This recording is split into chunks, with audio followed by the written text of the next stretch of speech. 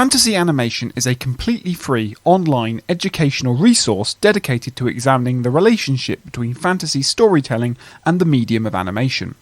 It is staffed by a volunteer army of academics and animators who give up their time to run the website so that our audience can be kept informed not just about the latest goings-on in the world of all things that are drawn, imagined and sculpted, but to help inform them about the historical, political, ethical and aesthetic ramifications of what it means to make an animated fantasy. Check out our weekly blog posts, containing insights on everything from the sexual identity of SpongeBob SquarePants to how to make an animation on a pair of knickers. You can also access our archive of podcasts featuring Oscar-winning VFX supervisors, historians, classicists, animators and folklorists discussing their favourite examples of fantasy animation.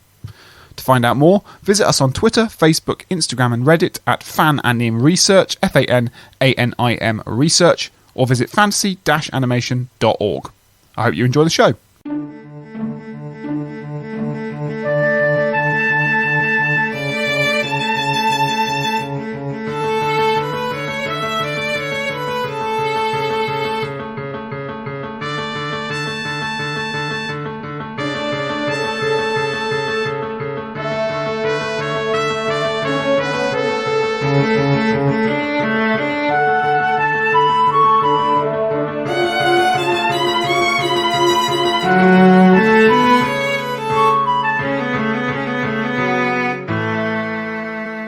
Hi again, listeners, and welcome to another episode of the Fantasy Animation Podcast. I'm still Alex Sargent. And I'm Chris Holliday. Today we are talking, Chris, E.T., the Extra-Terrestrial, a film that, well, as we're going to get into over the next hour, is sort of a lightning rod in the history of both science fiction on screen, fantasy on screen, and a category we're going to hopefully investigate and interrogate a little bit today, the children's film, which is going to have to overlap with fantasy and animation in some capacity, one would have thought. Yes.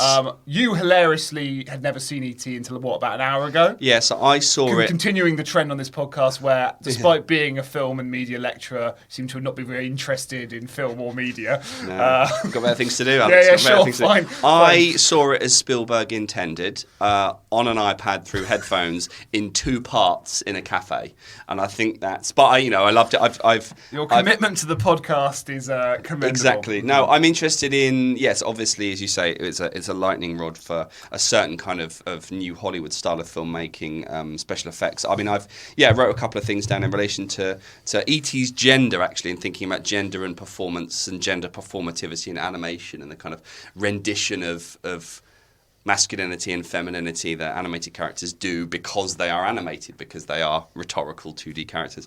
This is not animation in the sense that we've perhaps encountered on the podcast before, but animatronics. So a bit on animatronics, bit on gender, and also there is a brief intertextual reference of a Tom and Jerry cartoon. Cool. So I'd love to talk about that as well. All that and more to come. And luckily, not just the two of us this week. We're very lucky to be joined by Dr Noel Brown, who is a senior lecturer in film and visual culture at Liverpool Hope University. Noel's published extensively, and I mean extensively, on children's He's an expert, film. you could say. I would say he's an absolute ironclad expert. Yep. Author of 7 books. That's right, 7 books, Chris. That's like in the football schools. You and I really need to pull our finger out. That's like on the football pools when they put the number 7 and then in brackets have the word 7. Contemporary Hollywood animation, the children's film, British children's cinema, the Hollywood family film, and a new collection coming out very soon, or out in the US at least, the Oxford Handbook of Children's Film. And he's also the editor of the children's film and television book series published by Edinburgh University Press. So, Noel, thank you so much for coming on the podcast. Thank you for having me. Yeah, well, thank you very much. It's time. We've sort of skirted around the notion of the family film in previous discussions because it's obviously a category that does overlap with our sort of 2 podcast keywords. So it's nice to have you on the episode to finally tackle this properly. So I guess the first question to get us going is why are we going to do E.T. and why is E.T. a family film? Well, to begin with, can I just register my absolute incredulity and how appalled I am? I know where this is going already. Chris hasn't watched E.T. at this point. I mean, this is ridiculous. A good job I turned up, frankly. It is good. It is because I'm also not convinced I'd have seen it if we weren't doing this episode anytime soon. But I'm thrilled I have seen it and thrilled to talk to you about it. I think E.T. is obviously a touchstone in many ways in Hollywood cinema since the 1970s. There was a big sea change when Spielberg and Lucas sort of reinvented the family movie in that period.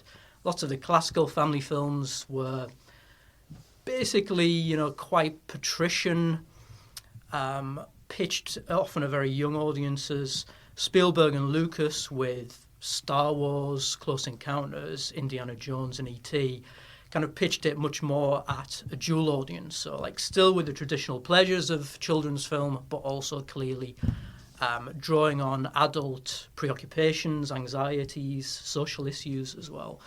So that's one of the reasons why E.T. was so important. I think it was the highest grossing film ever until overtaken by Jurassic Park as well. So it overtook Star Wars. Mm-hmm. So it was like hugely commercially successful. It was seen, I guess, as just being this enormously influential movie in pop culture as well.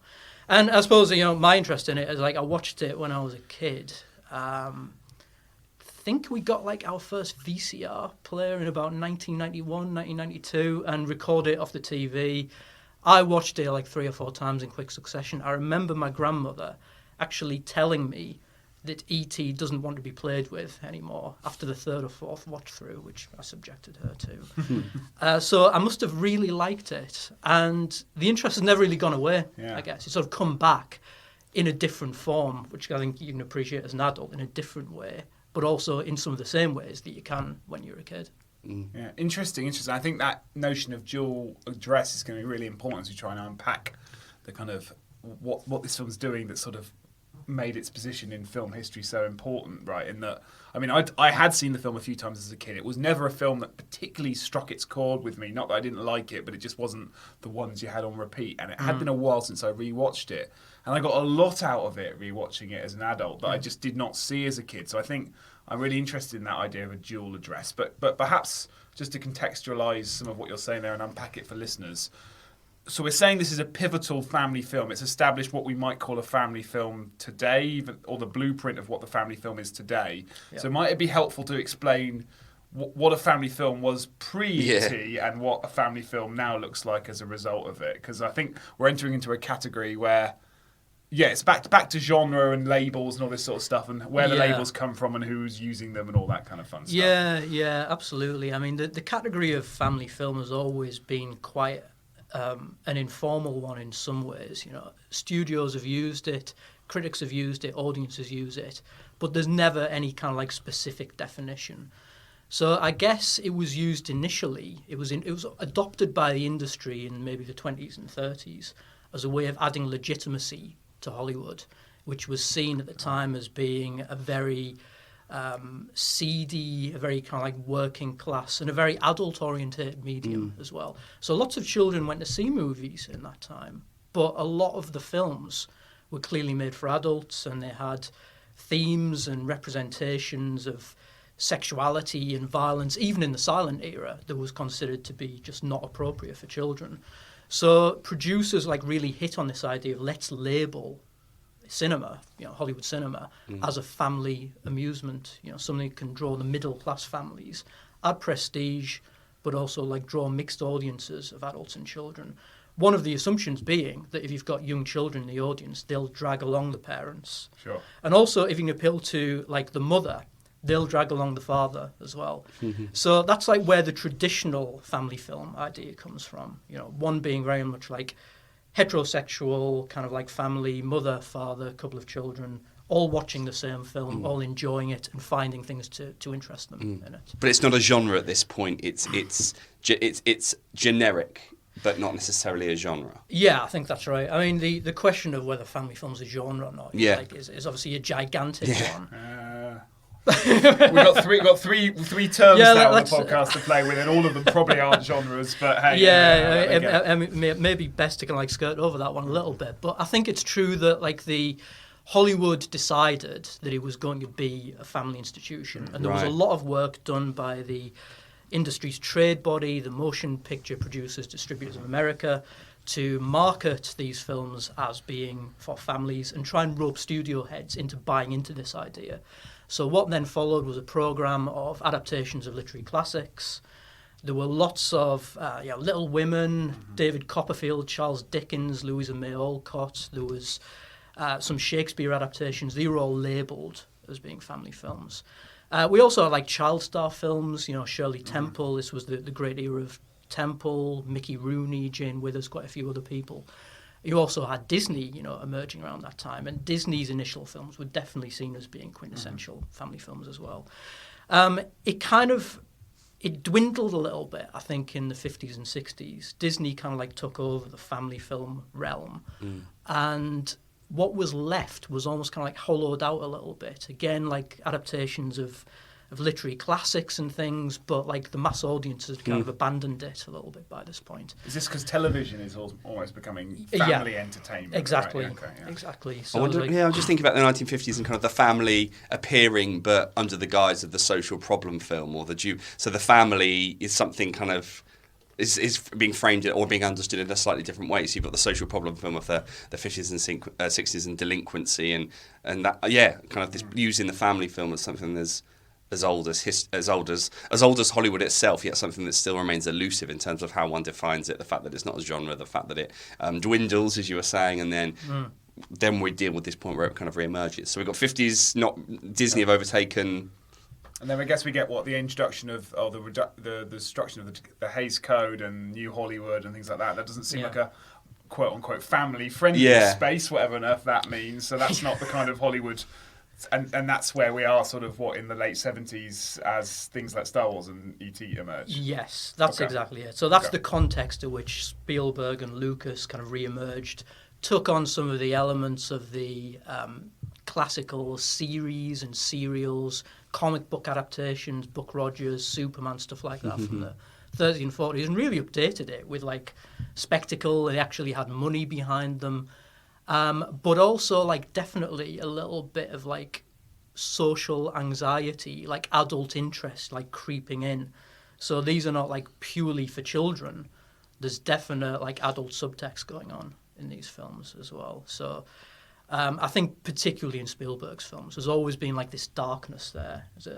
James Kendrick wrote a book a couple of years ago called Darkness in the Bliss Out.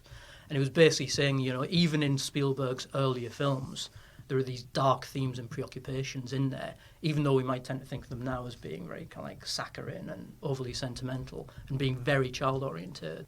So these are films, I guess another tension is that these are films for the family and they're films about the family, and those two are two slightly different things. And if we think about this film is about the family, I mean, I guess one of the things to tackle straight on, I was thinking about it in terms of how the film interrogates, analyses the family. I know this is a well-worn kind of interpretation of the movie, and I'm excited to talk about it. But what do you feel about, because there's that famous, is it Robin Hood, the classic, it's the infantilization of Hollywood. We had this moment where Hollywood was like cool and about adult, sophisticated stuff, and then bloody Lucas and Spielberg came along and ruined it with their Reaganite politics and made everyone obsessed with families and children and that kind of Reaganization of Hollywood. Is that a narrative that you're kind of broadly on board with, or do you find that E.T. a more subversive text than that, or just less simple text than that, or is Wood sort of right? I think he's wrong, but there's a grain of truth in it. Yeah. One of the things that Robin Wood talks about is like the idea of regression, that these films are trying to bring adults back to a kind of symbolic state of childhood. He says that implicit in that is adults' desire to evade responsibility. So he's suggesting in a way that this is very much like the Freudian theory of regression. It's running away from trauma, something bad that's happening in our life, and that maybe we'll find refuge in films like Star Wars and E.T. But at the same time, I think he makes the assumption, as a lot of kind of like old school critics do, that these films are in some way pandering to very kind of like base desires. And I don't think that's really true. And there is complexity in these films, but the films also deal with important social issues. So what he tends to assume is that like there's kind of like nothing of real serious intent in these films, that they're just kind of like disposable, pandering to our worst desires. And I suppose one of the things that there has been this counter trend in some of the writing about films like this in recent years. Peter Kramer wrote an interesting piece where he argued that films like E.T. participate in a kind of social work, almost like bringing families together in the real world as they're rebuilding these families on screen. And that's something that I've kind of like broadly got on board with in my writing as well. The idea that these films might be offering us something that beyond the purely like base sensorial, spectatorial level, that might be kind of like interesting philosophy. Well, I mean, let's dive into it then, because I think what I was struck by watching it in preparation for this podcast is that I had forgotten some of the kind of beats of the movie that kind of really help explain the storytelling, and I'd forgotten kind of how glacial almost the first sort of 20 minutes in terms of the world building is, and you've got essentially a kind of silent Wall-E-esque, should we say Wall-E is E.T.-esque and put that to bed, but sort of 5-10 minutes where actually we don't start with the family, we don't start with Elliot, we don't start with the nuclear suburb as most family films would do today, but we actually start with E.T. We start with E.T., what E.T.'s doing on Earth, the kind of government response to it. It's very close encounters in tone, I would almost say. You've got a kind of the government as threat, the government as kind of surveillance. And actually, it's E.T. by which we enter into the family. It's not the family by which we enter into E.T. The E.T. is the dinosaur experts, not the dinosaur. He's the one we're looking at the family through. I think that's a really interesting thing to remember, because that really does set up the rhetoric of this movie. This isn't a movie about us living in the family space and it's infiltrated by E.T. It's not intrusive. It's a portal quest if we're doing fantasy rhetorics. We're travelling with E.T. into the world of the family, and thus we're approaching it from the position of the outsider rather than position of someone inside, which I think is a really interesting and perhaps a complicated, in terms of what we're talking about, the politics of the thing, where to start with it. Yeah, no, that's a really interesting point. I mean, it strikes me that Close Encounters, the aliens, however kind of like benevolent they end up being, are definitely kind of like other. They're external. It's quite ominous, the arrival of the aliens in Close Encounters. Whereas, like you say, like E.T. takes the opposite perspective, where like we see the world through E.T.'s eyes initially, and then we see it dually through Elliot's eyes as well, later in the movie. But there's that kind of like close relationship the film develops between the alien and the child, who are kind of like two aspects of the same kind of character in a way. But yeah, you're right. I mean, he's other E.T., but only kind of externally, in kind of like essence, he's a human child in some ways, I suppose. So we see it from that kind of like child's eye perspective. Absolutely, yeah. And that seems to be, I mean, my first note, beyond the fact that we have these kind of animatronics, which we'll get into, and Carlo Rambaldi, who worked on both the 76 version of King Kong, and then go on, give us it now. You want. I was kind of looking up. Given that this is a different kind of form of puppetry, because I think actually puppetry and the materiality of the animatronics are really important for the film in terms of contact and touch between Elliot and E.T. And even when the doctors later, or the doctors / scientists / government are trying to resuscitate E.T., it's really important that he's a kind of tangible thing to hold and to try and bring back to life and to hug and to and this is around the same time as well, it's the same year as Blade Runner and Tron, but also around the same time as kind of like The Thing, which has the very famous clear, and then the kind of material body opens up. So there's just something really important, I think, about the fact that Rambaldi's, who is an Italian VFX artist, his sort of the fact that this is tangible material animatronics, kind of latexy, rubbery. I think that is really important for the fact that this is a film about kind of different forms of kind of contact. But actually, my note after that is about broad themes of alienation, which obviously is made literal through E.T. And also matched in Elliot's alienation, and the fact that these two characters kind of run parallel to each other. And as you say, E.T. might as well be a child, and in fact, it becomes Drew Barrymore for a sequence where they go on kind of trick-or-treating and stuff. So it's supposed to be a child. But the idea of Elliot's alienation, which is set up right at the start when his brother and his brother's friends are all sitting around smoking, Yeah. Okay, I just thought it was just Smoking like, and playing Dungeons and Dragons. yeah. It was Looks in like my they're element. swigging beer, but it's not beer, but it could be beer. But the be, fact this is yeah. also a film where children get drunk, it would seem. Yeah. So I was just kind of interested in questions of alienation, the point of view shots right at the start that give a kind of truncated world or view of the world from the ground up. Yeah, and the way that I guess the whole film is structured around children's perspective. I like the fact that the three different children, Gertie, Michael and Elliot, all have different reactions to E.T. because it's all really about children's perspective and their reactivity and things like this. That was my kind of little note. How shocking are those opening sequences supposed to be in terms of the representation of the family? Because this is not Yes, cozy. that's a good cozy point. suburbia Yeah. here. This is a spiky, problem-filled Yeah, family yeah. here. Are we supposed to find it quaint like we are now because it's 20 years later, or is Spielberg trying to kind of be a bit more hostile in his rhetoric here? Well, it's very personal to Spielberg Yes. because his parents were divorced as well. So like the story of E.T. comes partially, of course, from the fact that Spielberg, when he was a kid, was the product of what at that time would be considered a broken home.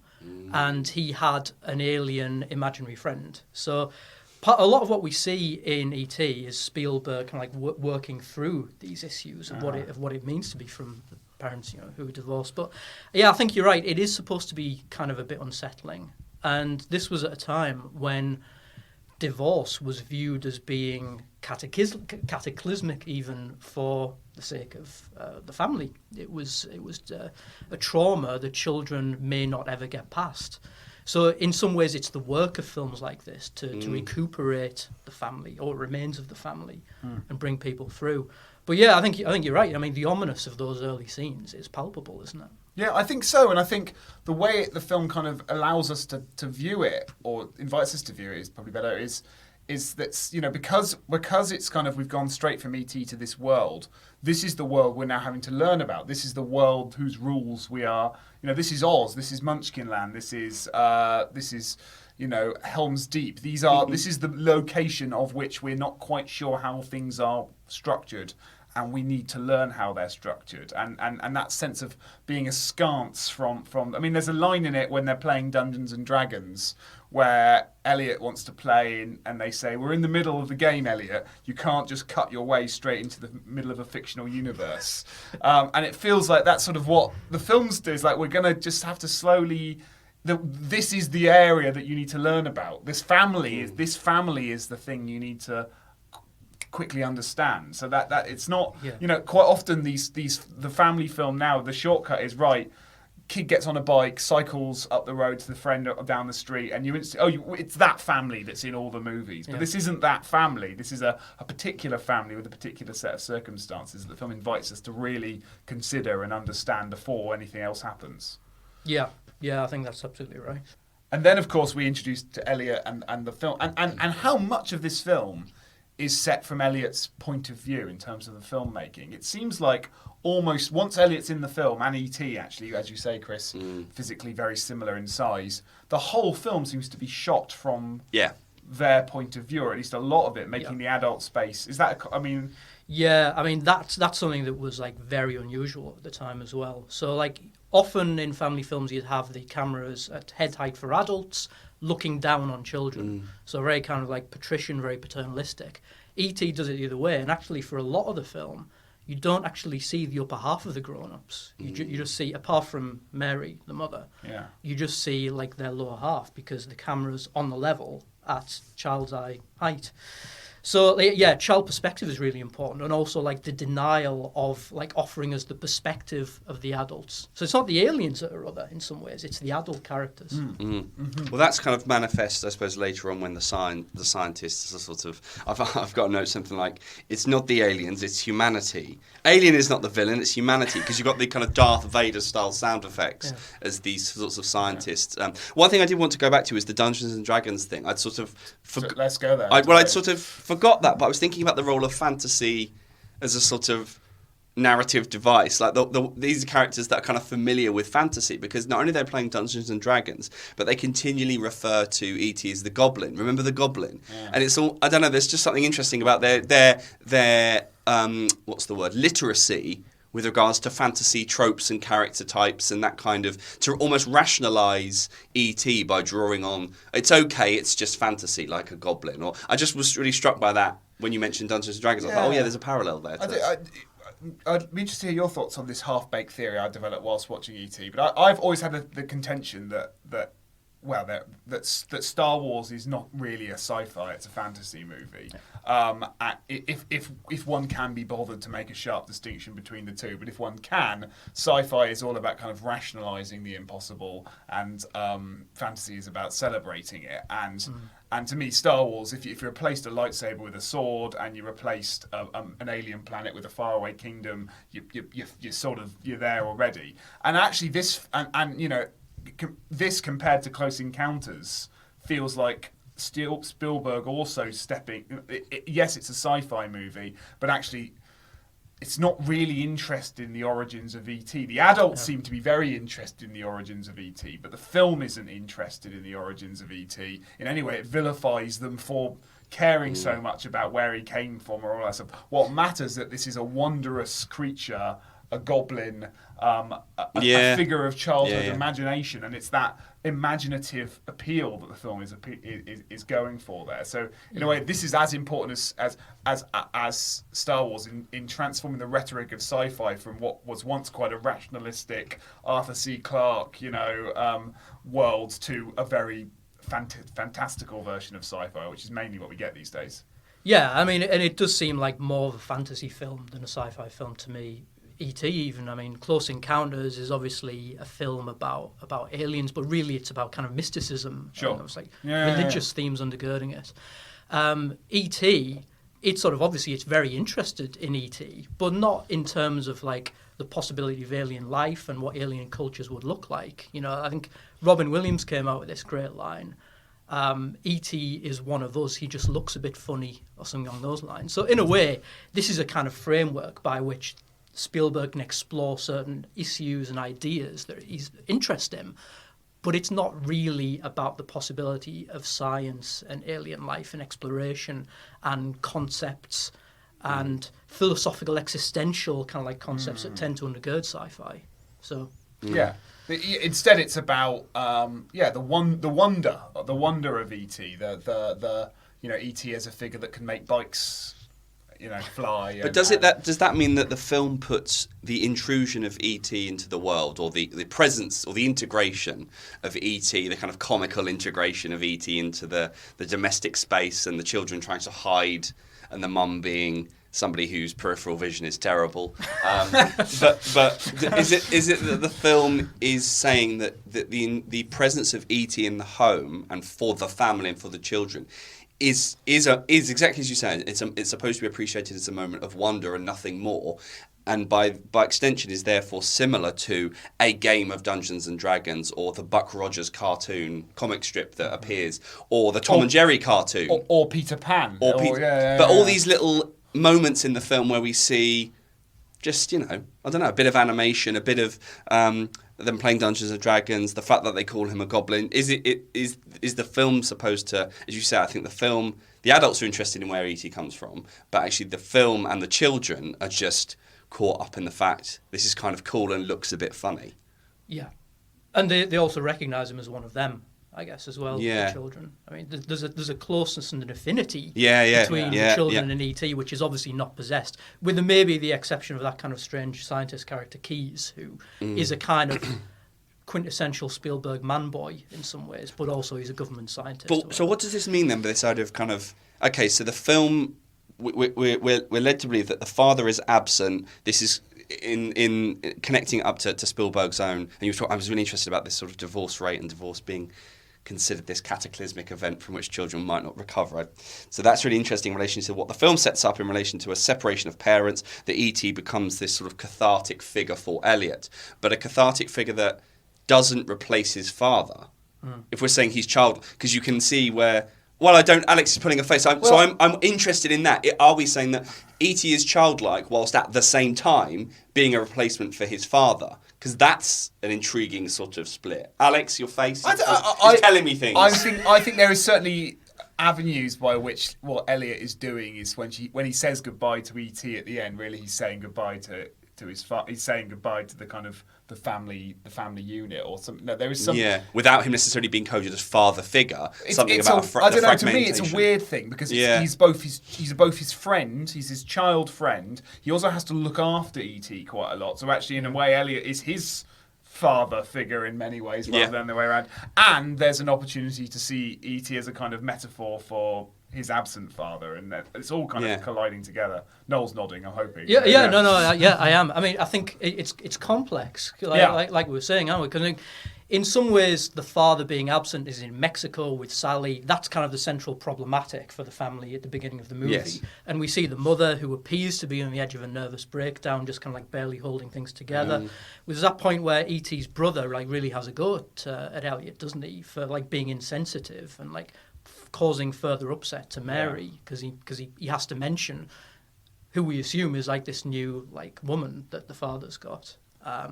So as the film goes on, E.T. does have the kind of function where in some ways he's like a Mary Poppins character who's healing the family. Yeah. But in other ways, like you say, E.T. has to take on that kind of paternal role himself and get him reacquainted. So E.T.'s a child, but he's also a father. He's also a friend. And the film does kind of blur the boundaries, or maybe moves between these different kind of states of relationship between them. Yeah, absolutely. And I guess the way it can afford to do that is because the creature himself is a kind of this liminal.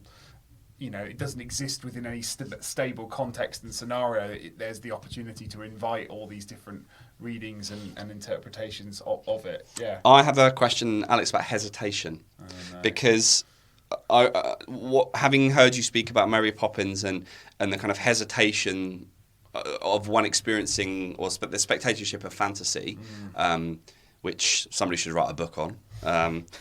The spectatorship of fantasy. This sort of hesitation and these characters. I was struck, that you've got these characters that are caught in this. Elliot learns about E.T. first, then it's Michael, then it's Gertie, who's got to be a reference to Gertie the dinosaur. Yeah. I mean, come on.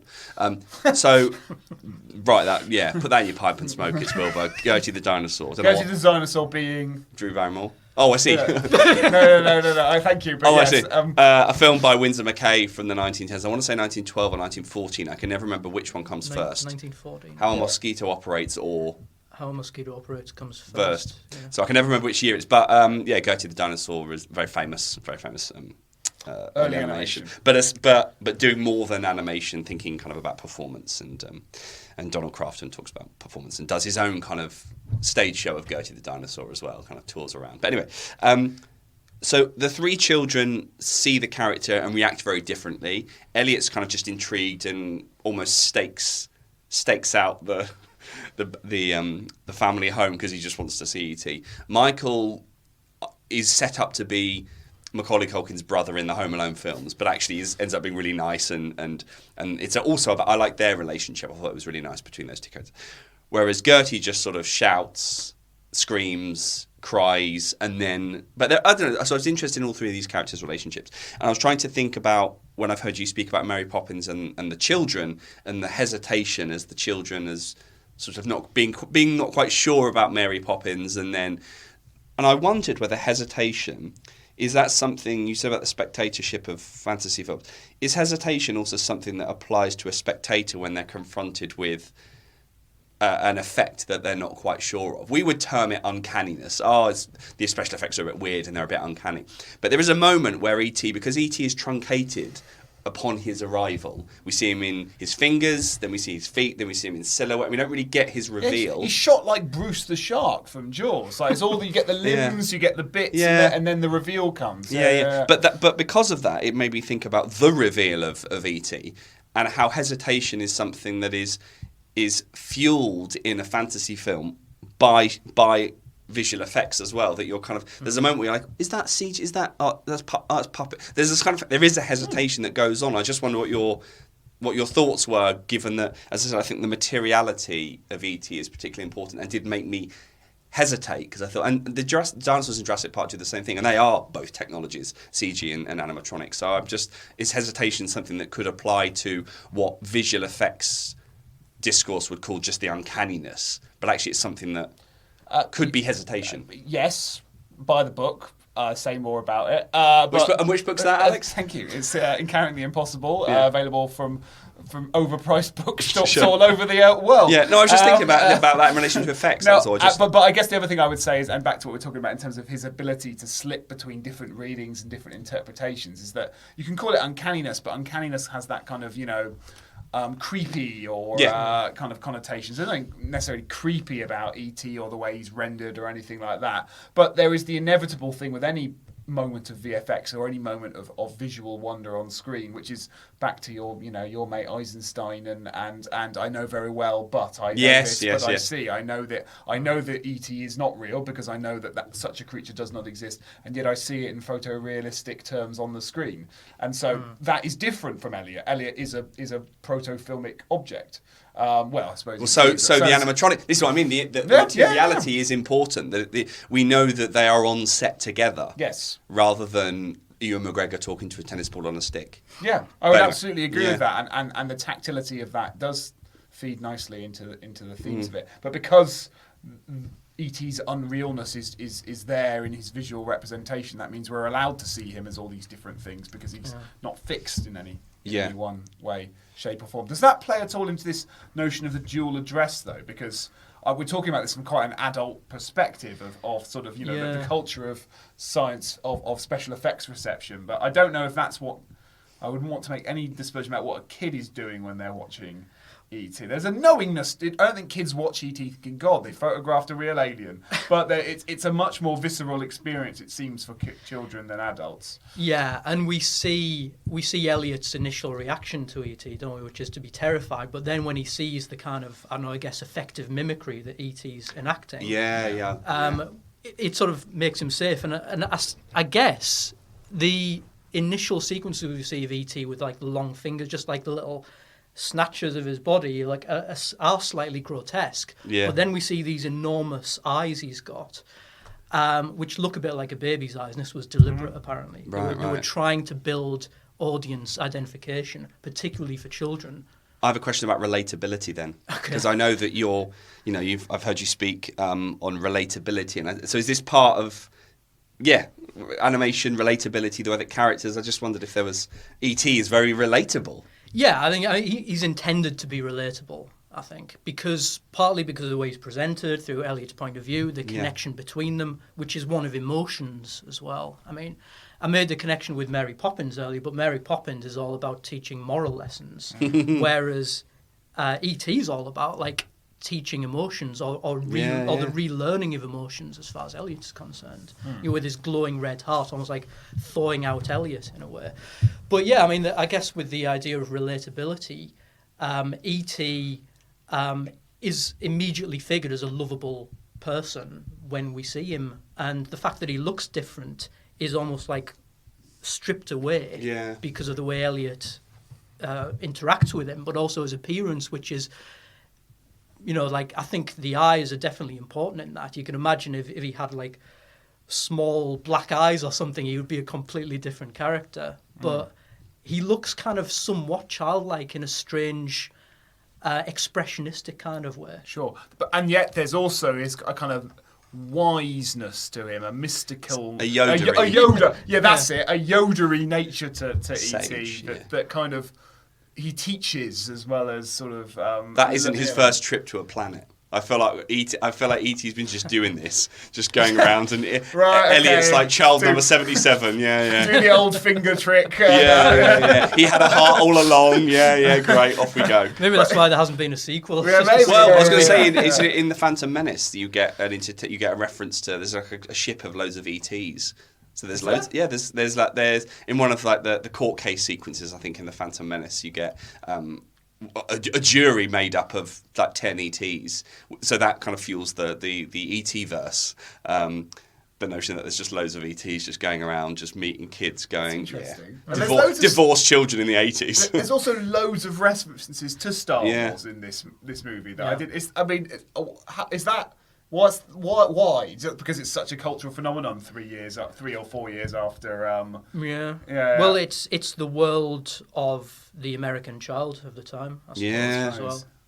And, well, not just children, people of all ages, but it's definitely within the culture for children. Yeah. And the film is definitely very interested in the realities of life for American children and young people and teenagers at that time. Mm. And I guess it's also therefore positioning itself in opposition, and if that Star Wars is that it's extra fictionalizing Star Wars by having it be a fictional universe in this fictional world. So it's this is if Star Wars is beyond the galaxy, this is at home. This is a sci-fi movie, as you say, with real social, cultural weight and significance to it.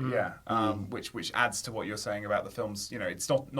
It's not about nothing. It's about all these different things, and it's using these trappings to engage with that. I have on the notion of puppetry, the kind of what they call the synchronous brainwave activity later on between Elliot and E.T. The fact that you've got the animatronic puppet puppeteering the human, I quite liked that, especially in the scene where E.T.'s getting drunk and ultimately then Elliot gets drunk. I had a thing about kind of gender, because one of the first questions that the children ask are, is he a he, or is... And so I have some thoughts on that, but that's supposed to be, he's supposed to be male. And that's Gertie who asked the question. But so what? But and that's just assumed rather than confirmed, and made it's just assumed that E.T. is male. Is this the?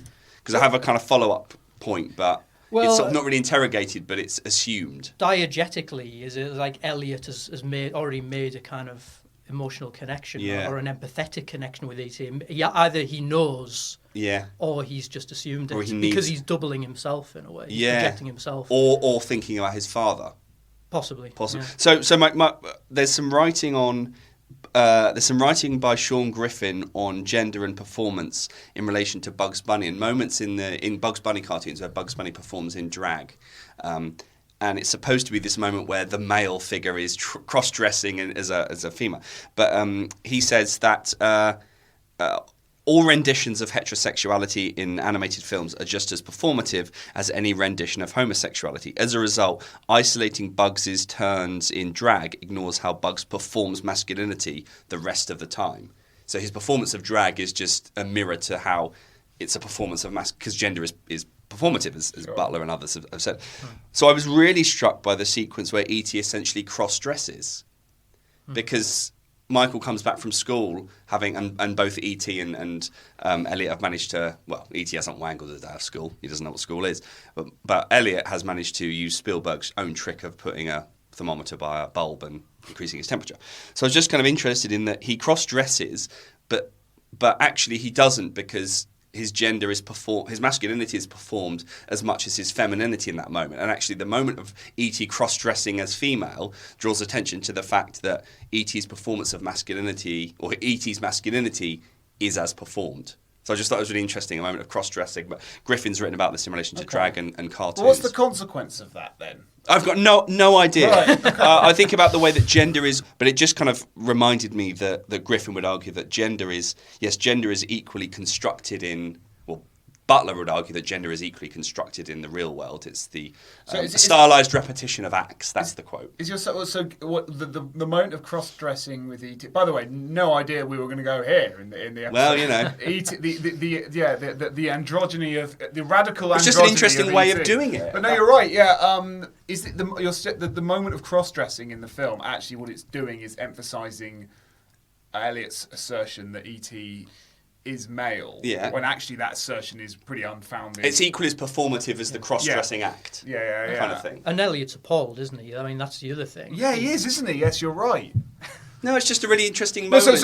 But he's appalled. If we keep going down this rabbit hole, we're going hole, there. He's appalled potentially because if E.T. is him, then that asks questions of his own gender identity. If E.T. is his father, who is the sort of masculine other who is absent from the movie, then that also, his ability to represent that figure is compromised. So E.T. has to be male for Elliot to get some of the therapeutic value that he needs to get out of him. Yeah, it's fine that he's an alien, but not fine when E.T. cross-dresses. So he's not appalled by the fact that there's an alien. In fact, he explains it as a goblin, and that's totally fine. But he is appalled when that E.T. kind of quote unquote cross dresses, even though his masculinity is because masculinity is his gender, it can only ever be performed. Because masculinity is something that female. And do you think he does perform masculinity, E.T.? I'm just trying to think back on any occasions in the film where he might. I don't innately know. he does, in the sense that we are performing masculinity right now, but is the film asserting some kind of performance? Or maybe the film feels in the same way. Well, I suppose masculinity is something that often can be like whiteness can be left unsaid and invisible, unless it's toxic, in which case it's highly visible, or it's queer and it's then made not a problem of masculinity at all. So I would say that the film performs it, or the film allows E.T. to perform it only to the extent where it allows a conversation where Gertie can go, "Is it a boy?" Yeah. Yes, right. Well, that does something to the way that we read. It allows it to go unsaid by saying it at the start. It allows it to sort of be something that can just be in the film without him necessarily. There's not a scene where E.T. goes outside to chop wood, because that's too on the nose. It's just about. We just take that for granted, which in the best way, in the way that power structures work, are the things where power. But in the same way, E.T. needs to be. I feel like for Elliot, he does masculine, because he is a surrogate masculine replacement for an absent masculine figure. Yeah. And if E.T. is feminine, then what the film is doing is allowing a child to reconcile with a purely feminine space that is now his mother. Yeah. Which is another way the film can go down, but the film doesn't offer that as a cathartic conclusion to this story of divorce. It doesn't celebrate a purely feminine space. It absolves the neglect of masculinity going on at the beginning. It makes the kid okay that there are no males in it, rather than celebrate the kind of opportunities of femininity that are available when a space is not. It has no patriarch. Yes, because am I right in thinking that the cross-dressing occurs?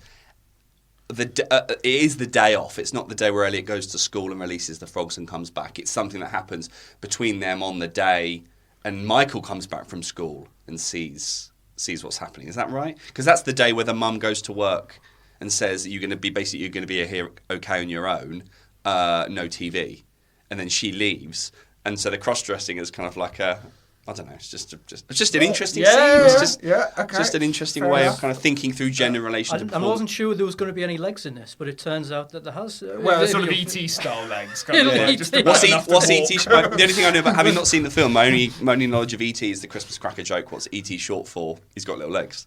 Anyway, I've got a bit of floating objects, a bit of flying Elliot. Puppetry. Do we have anything remotely useful to say about the famous bike sequence, other than it's kind of this act of flight? It's set up in the Peter Pan reference. The first one. I forgot that there were two, of course. The iconic one. Does anyone?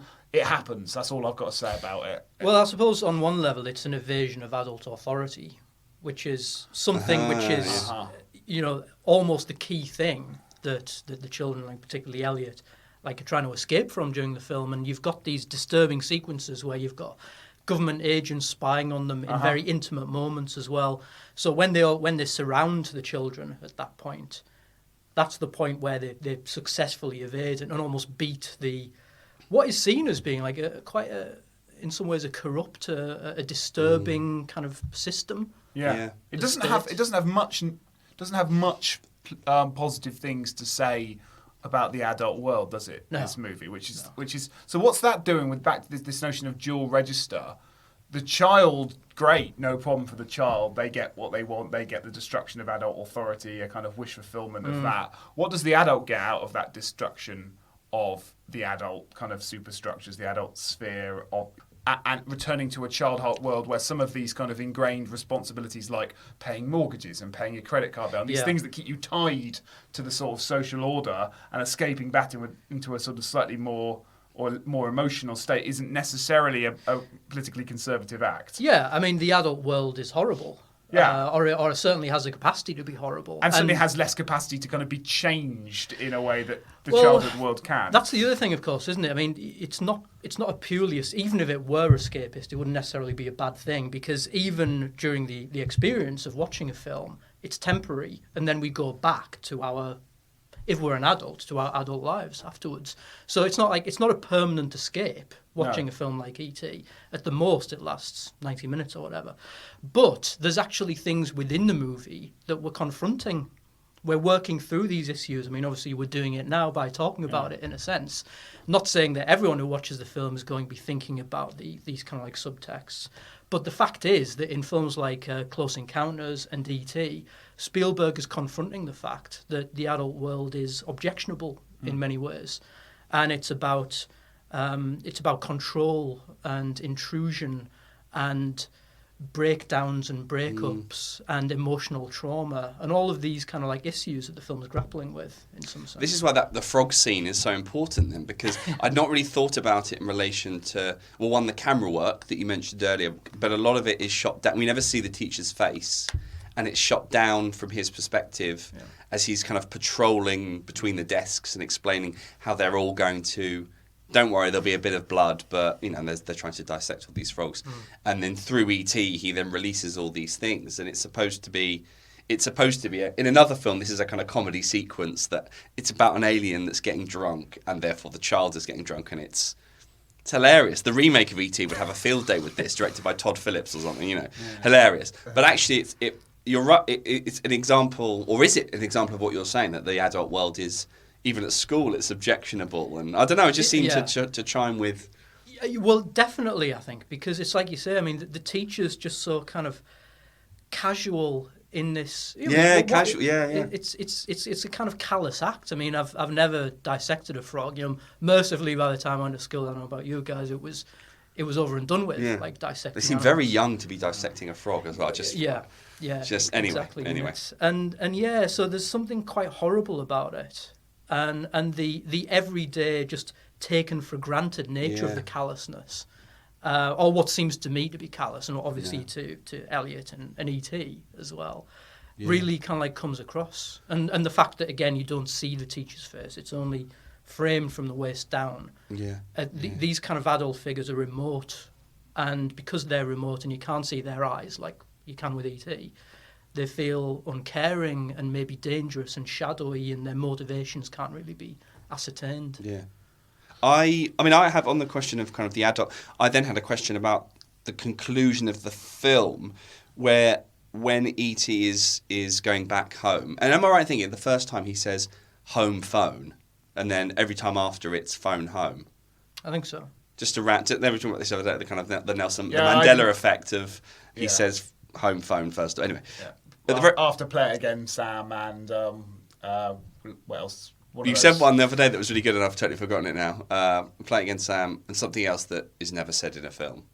Well, I don't think we're in Kansas anymore, isn't said in The Wizard of Oz. So there's right. So, I have a feeling we're not in Kansas anymore, I think is what she says. So when E.T. is finally going home, all of we have, it's about Elliot's saying goodbye, as you said. He's sort of he's recuperated into the child gang.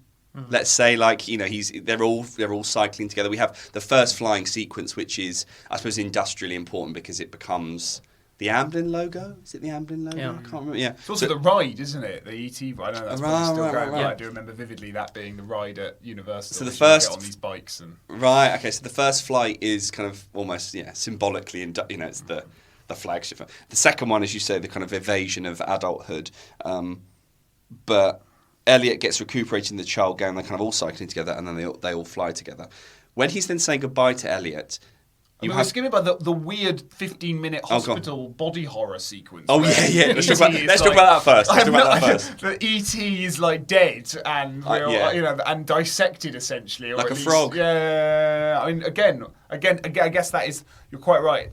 The adult world is. We talked about the rhetoric of fantasy and sci-fi earlier. We'll add a third rhetoric. Horror is used in this, and it's used to depict the adult world. The adult world is monstrous in this movie, and that's the most monstrous sequence, and I've completely forgotten about it. And stylistically, it seems very different as well. Yeah. Yeah, I think it does. It has a very, very ominous tone, and like John Williams' music very much points that up as well. But it's also within the mise en scène and the cinematography in the scene as well, isn't it? You know, you get some very kind of unsettling shots.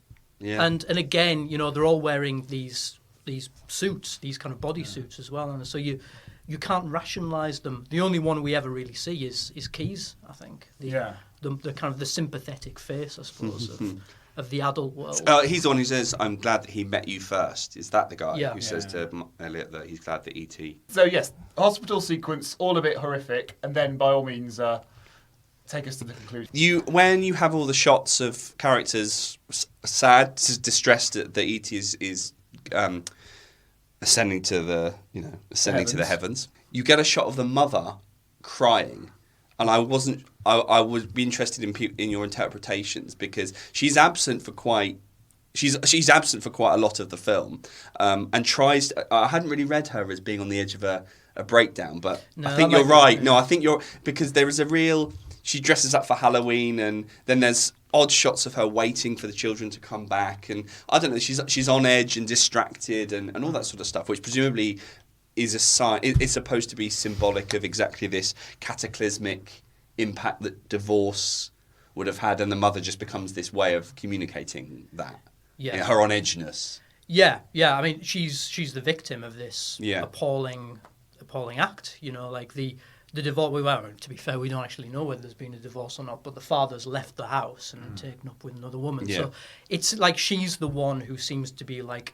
She's not taking it in a stride. I mean, you fast forward like just over 10 years and Toy Story comes out, and we never really find out what happens to the absent father, but it doesn't seem to affect the day-to-day life of the family very much. But in E.T., you know, like you say, the impact on her is incredibly profound. And there are all these sequences where like you see her kind of shaking and tearful and brittle and just about to lose her temper, about to lose it, apparently, on a few occasions, which she doesn't, but you sense that it's not far away. So I was trying to figure out whether her crying at the end is because she can't be sad that E.T. is leaving, because she hasn't got, skin in the game.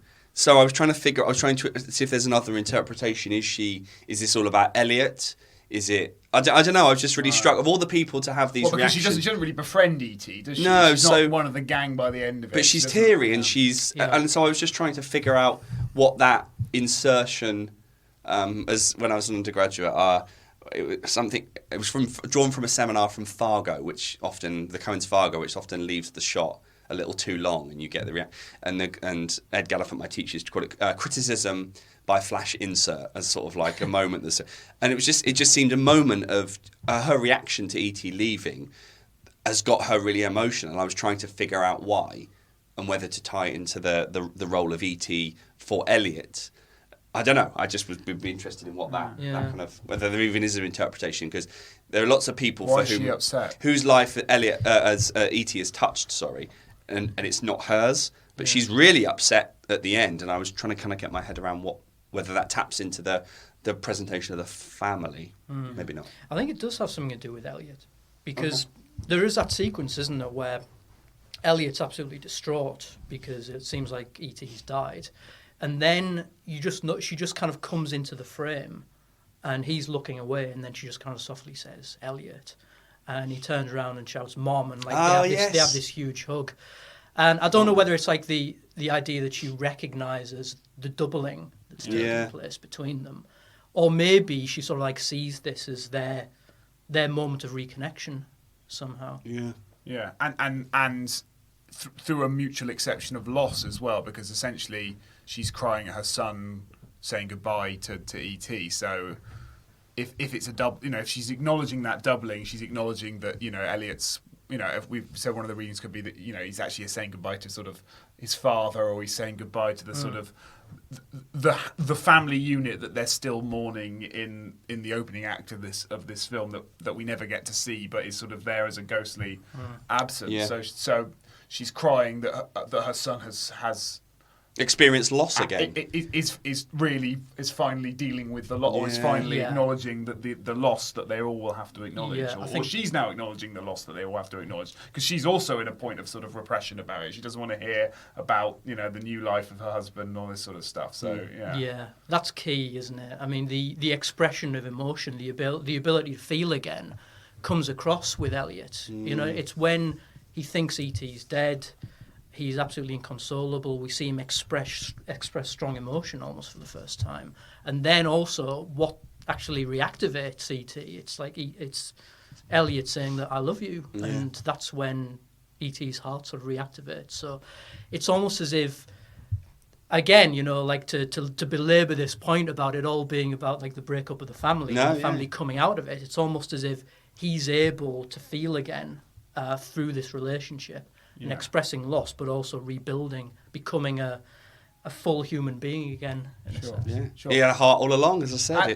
And to be cynical about it, it's Elliot's love for E.T. is not necessarily earned by anything we've seen in the movie. I mean, E.T.'s quite, he's quite fun and he's quite cute, but essentially all they've done is go to school together, mess up a science lesson, and it's like have 3 a picnic days in the woods. 3 days. That expression of love is unearned in a kind of durational sense, right? So what is he loving about E.T.? Himself, yeah, exactly. The issues we've been playing with over the last hour or so. Yeah, interesting. As I might drop, himself. So we're back to Wood's thing about repression. It sounds like the film is about repression, but not in the way he says, in the sense it's about working through a repression, that emotional repression that the family are feeling at the outset, through to that ability to feel again at the end of it. And E.T. is this kind of imaginative catalyst conduit through which all of this is worked through. Yeah, I mean, well, Wood sees regression as being like something that's negative, but actually the film might be suggesting that some of us might need to regress to childhood, to get in touch with our kind of authentic selves, which is, a theme that crops up in a lot of Spielberg's work, the idea of childhood, the romantic idea, really, of it being a kind of place of innocence, but also lack of affectation, lack of the kind of the damaging experience of adulthood that changes us into kind of unfeeling people. So in that sense, regression to childhood in Spielberg's terms might actually be a very beneficial thing that we could all do with somehow. It's what the film leaves us with. If it begins, as you said, with E.T., the outsider, starts from his perspective, and then the last shot is Elliot. So the film literally leaves us with E.T.'s work here is done, kind of thing. As you said, this kind of conduit, but it's just quite a close shot of Elliot's face as well, really privileging his reaction. And the film does that a lot, actually. Really privileges the child's reactions to things and allows them, doesn't cut away, but allows them to kind of cry and be. And actually, very famously, his audition sequence, the actor who plays Elliot, is available online and is very famous for him doing it. The audition sequence has been uploaded onto YouTube in one take that just allows us to scrutinise this kind of ambivalent thing that always surrounds child performance, whether they are acting or whether they are being. And you got the job kid, as he says at the end. So the film spends a lot of time focused on Elliot's face, which I think is important. And ends the film like that. Of emotion. As Noel said, the ability to kind of feel again. And the film allows Elliot to have that ability. Wow. Okay. Well, there we are. E.T. There you are, Chris. It's quite a corker. It's a good one. Yeah. Classic, some might say. I've said. Noel, thanks so much for working through E.T. with us as we explore how it works through everything else. You mentioned it. Well, we mentioned it in the top with your bio. There's two sort of immediate projects that you're working on. So there's the Oxford Handbook that's just out or is about to be out, or probably is now out. Now the podcast is released. The Oxford Handbook of Children's Film exists. And that's just presumably that's just like a slim book. That's a couple of 30 pages or something. No, it's a pamphlet, surely. Yeah, I think it's 900 pages. Yeah, wow. It's a field definer, that one. I think. So any kind of millionaires who are listening into this podcast, buy it. And they do listen to this podcast. Or librarians. More importantly, more valued members of society, librarians. And I think the official release date is early to mid-July. Okay. So basically out. And the other thing, I've just started a book series with Edinburgh University Press on children's film and television. So very, very early stages, nothing exists yet, but kind of exciting development anyway. Cool. Cool. So if any potential academics are out there, they can get in touch via Edinburgh University Press, and you're accepting submissions for potential Absolutely. books. I mean, try out your ideas first on our blog. Get us a switch. You absolute charlatan. Yeah. Listeners will cut this. You snake oil No, salesman. I suppose the other version of that sentence is, if anyone has written a post, Sure. of which there are some stellar posts, I'm sure they would make wonderful little 900-page beasts. Yes. Right. We are in a hot room recording. We are. Talking about the word escape. We need to escape from the hot room so that we can return better to understand it. But Noel, thanks so much for coming on the podcast. Great pleasure, and I think Robin would approve of our escaping this room. I reckon so. Yes. And if you want to escape online, you can, as Chris is so desperate for you to do, you can join. You can find about the blog and look to participate in it at fantasy-animation.org. There's a contact us tab with all the information on how you submit. We're inclusive and available. We want to hear from undergraduates, postgraduates, non-students, librarians, postgraduate students, librarians, extra-terrestrials, families of all shapes and sizes. You're all welcome if you have something you'd like to say. And you can follow us on Twitter, Facebook, Instagram, and Reddit at FanAnim Research. Otherwise, we'll be right here. Bye.